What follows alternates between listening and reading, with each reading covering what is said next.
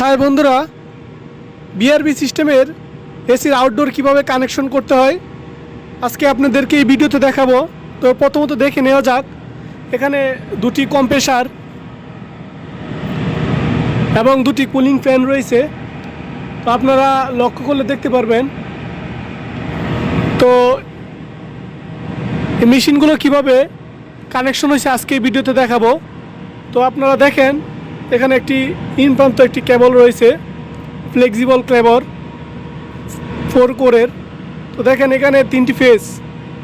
প্রথমে ইন হয়েছে L1, L2 এবং L3 এবং নিউট্রাল এবং আর্থিং। তো এখানে টোটাল 5টি লাইন।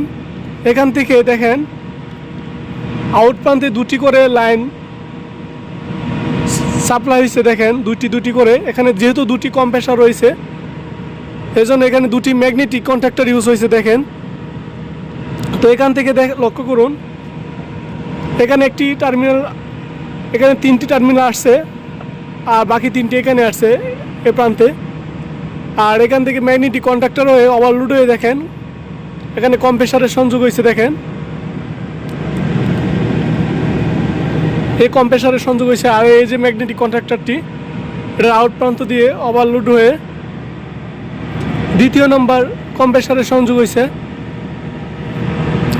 আর যে কুলিং 2টি ফ্যান এখানে লক্ষ্য করুন, এখানে আরেকটি ম্যাগনেটিক কন্ট্যাক্টর রয়েছে আর সাথে একটি ওভারলোড। আর এখানে দেখেন যেহেতু 2টি কুলিং ফ্যান রয়েছে, এখানে 2টি করে টার্মিনাল আউট প্রান্ত হয়েছে, এখানে 2টি ফ্যানে লাগছে। আর এছাড়াও আপনারা এখানে 3টি টার্মিনাল দেখতে পাচ্ছেন। আর এখানে একটি ফেজ ফেলিউর ব্যবহার করা হয়েছে, যাতে ফেজ যদি ফল্ট করে তাহলে অটোমেটিকভাবে ম্যাগনেটিক কন্ট্যাক্টর অফ করে দিবে।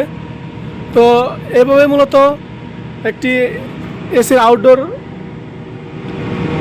কানেকশন হয়। তারপর যদি আপনাদের বুঝতে অসুবিধা হয় তাহলে কমেন্টে জানিয়ে দিবেন।